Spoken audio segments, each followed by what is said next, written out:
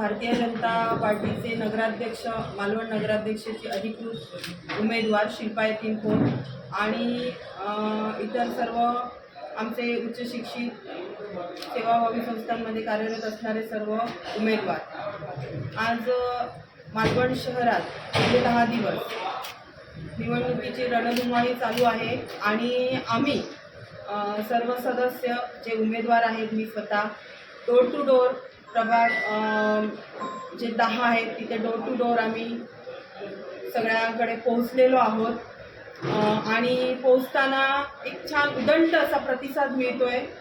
आबालवृद्ध असतील, मध्यमवर्गीय जे उच्च शिक्षित मुलं आहेत, यंग जनरेशन आहे, लहान थोरा मोठ्यांचा आशीर्वाद घेत आम्ही वाडी वस्तीत फिरत आहोत आणि आपली जी भारतीय जनता पार्टीची जी विकास धोरणं आहेत ती डोर टू डोर पोहोचवत आहोत।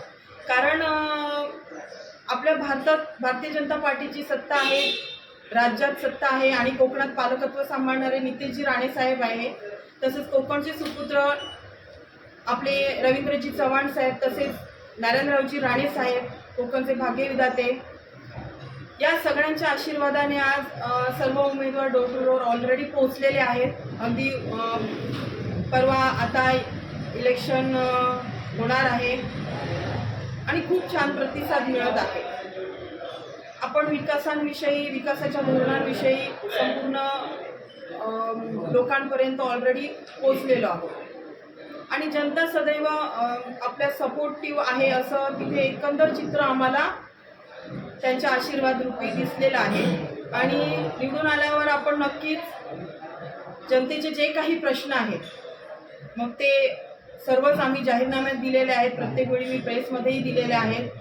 दूरदृष्टी असणारे आमचे सर्व नेते आहेत, मी स्वतः दूरदृष्टी असणारी आहे आणि सेवाभावी संस्थात कार्यरत असल्यामुळे मला प्रत्येक जनतेच्या मी नाळ जुळलेली आहे, त्यामुळे मला बऱ्यापैकी सर्वश्रुत आहे मी आणि त्या अनुषंगाने आमचं कार्य हे चांगलं चालूच राहणार आहे। आता भारतीय जनता पार्टीने आपल्या वेंगुर्ला शहरात खूप छान काम केलेलं आहे, अनेक शहरांमध्ये चांगलं काम केलेलं आहे। तसंच काम पर्यटनाची राजधानी असलेलं माझं ऐतिहासिक आणि सांस्कृतिक पार्श्वभूमी असणारं माझं मालवण शहरात मला काम करून दाखवायचं आहे। माझे समस्त सदस्य उमेदवार असतील ते आणि सगळ्या नेत्यांना सोबत घेऊन आपल्याला कार्यरत राहायचं आहे।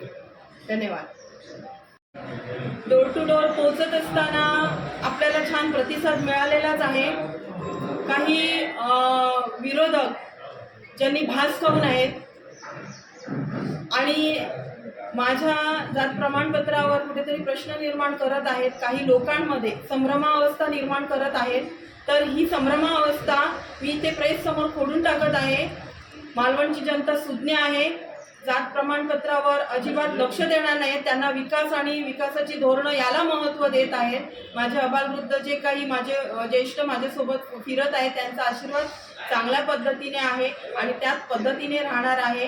तर जे काही निगेटिव्हिटी पसरवत आहेत समाजात ती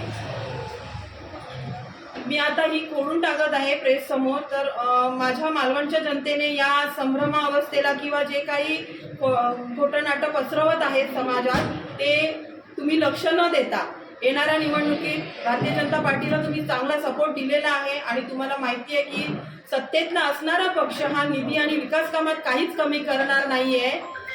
अशा पद्धतीने काम भारतीय जनता पार्टीचं आहे असं प्रत्येक जनता समजून आहे। सो मी आता हे जाहीर करत आहे की जात प्रमाणपत्र हे वैध आहे, कारण ते मला निवडणूक समितीनेही वैध ठरवलेलं आहे। पुढे जाऊन काही प्रश्न असतील तर नक्कीच तुम्ही मला विचारू शकता, मी डिक्लेअर करेन। थँक्यू।